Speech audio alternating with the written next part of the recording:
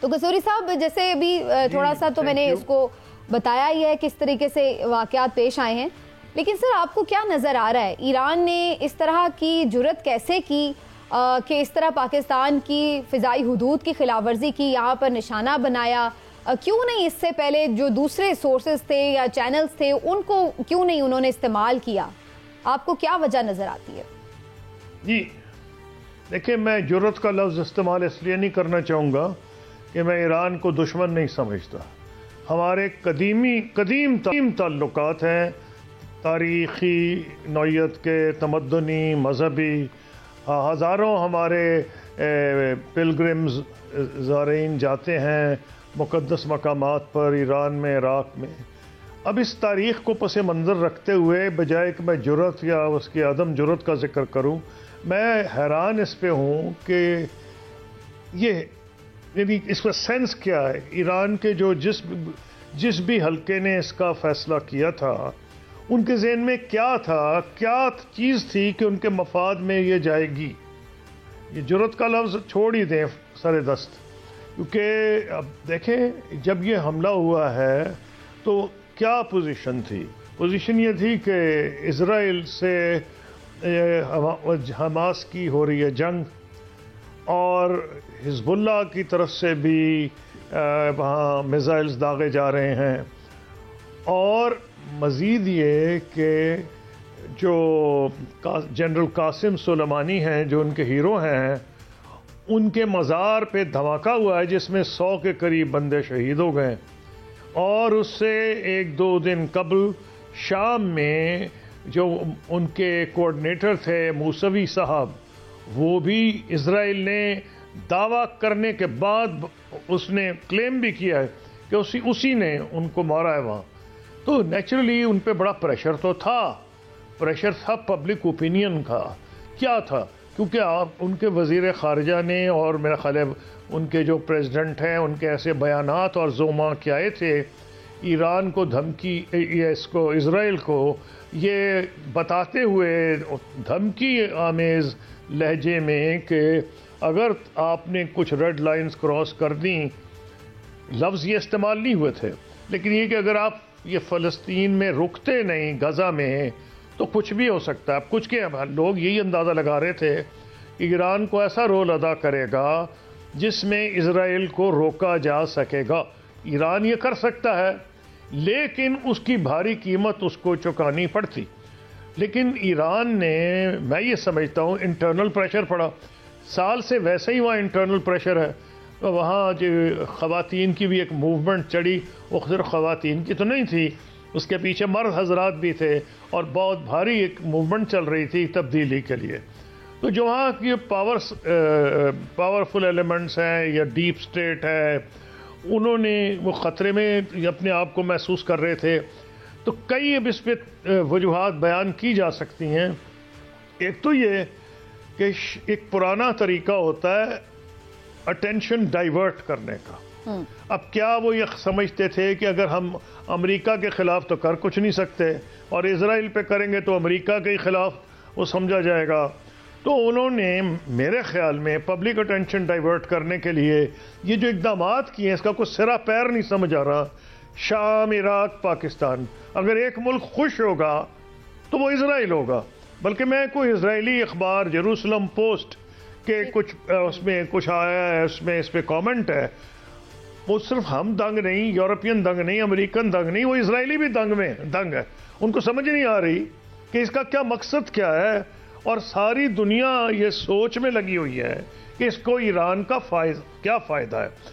مجھے ابھی تک نہیں سمجھ آیا کہ کیا فائدہ ہے. تو اندازہ ہی لگا سکتے ہیں کہ شاید ان پہ اتنی بڑی تھریٹ ہے، جیسے میں نے کہا انٹرنل، تو وہ اس کو ڈائیورٹ کرنا چاہ رہے ہیں. شاید کیونکہ ایک ریولوشنری رجیم ہے، وہ پرماننٹلی لوگوں کو ایک ایجیٹیٹڈ سٹیٹ میں رکھنا چاہتی ہے تاکہ ان کے جو اندرونی مسائل ہیں اس کی طرف سے ان کی توجہ ہٹ جائے. اچھا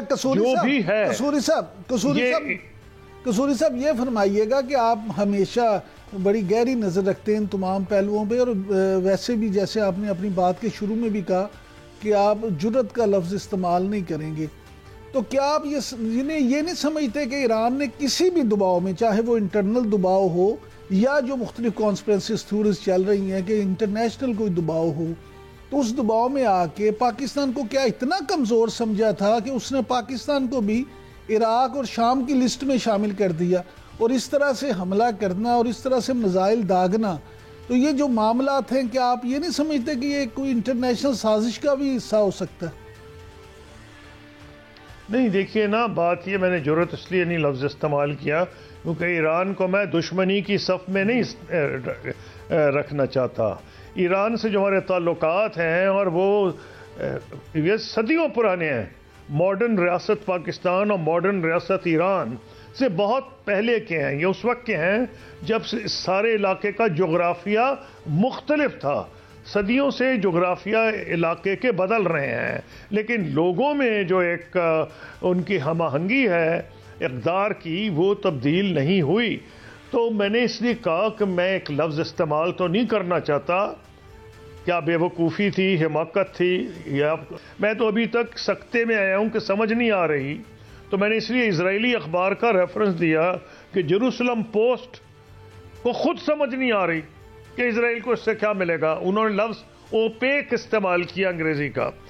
کسی کو کچھ نہیں سمجھ آ رہی. تو میں ایک اندازہ لگا رہا ہوں کہ یہ کنفیوژن جو ہے یہ انٹرنل پریشرز کی وجہ سے، اور جو میں اس کو حماقت کا لفظ اس لیے استعمال کرنا چاہتا ہوں اور جرأت نہیں کرنا چاہتا، وہ میں اس لیے کہنا چاہتا ہوں کہ ان کو یہ پتہ ہونا چاہیے تھا کہ پاکستان افورڈ نہیں کر سکتا یہ امپریشن دینا، کیونکہ ہماری ہندوستان کے ساتھ کوئی 10 ایسے مواقع آئے ہیں جب ہم جنگ کے قریب تھے، اور 4 دفعہ ہم جنگ لڑ چکے ہیں، آخری کارگل 1999 میں.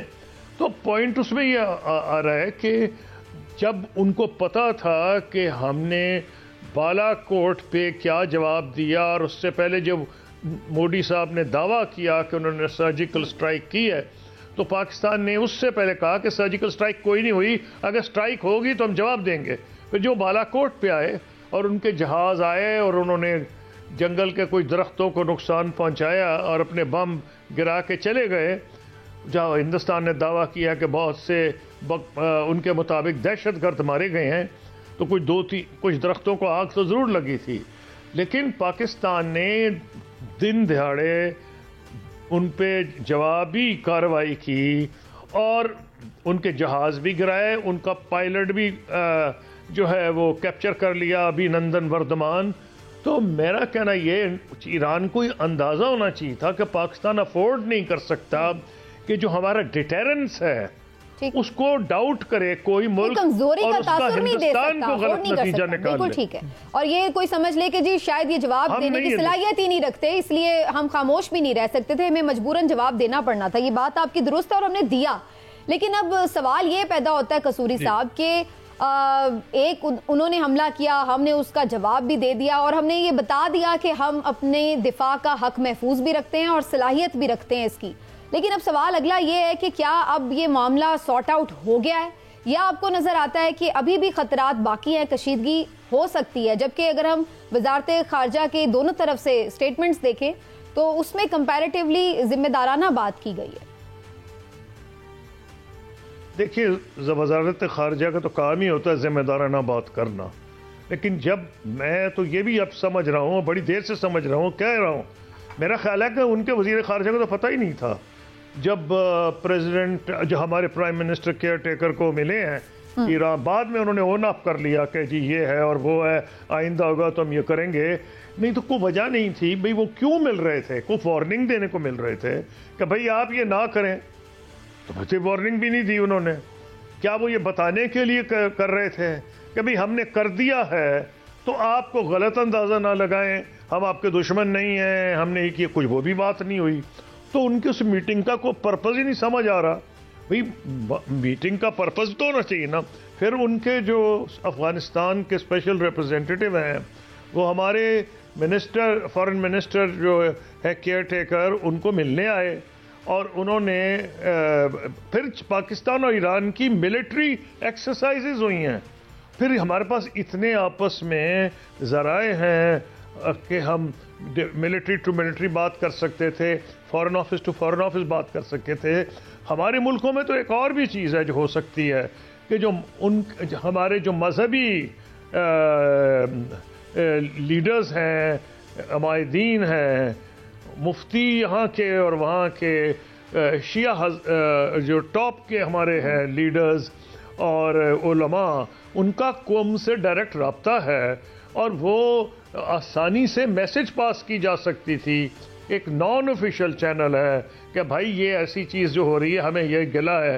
اور پھر حیرانی کی بات یہ ہے کہ پہلی بات نہیں تو یہ سب چیز کا پتہ ہے، لیکن مجھے یہ بھی پتہ ہے کہ بارڈر مینجمنٹ کے طریقے ہوتے ہیں خاص طور پہ دوست ممالک میں.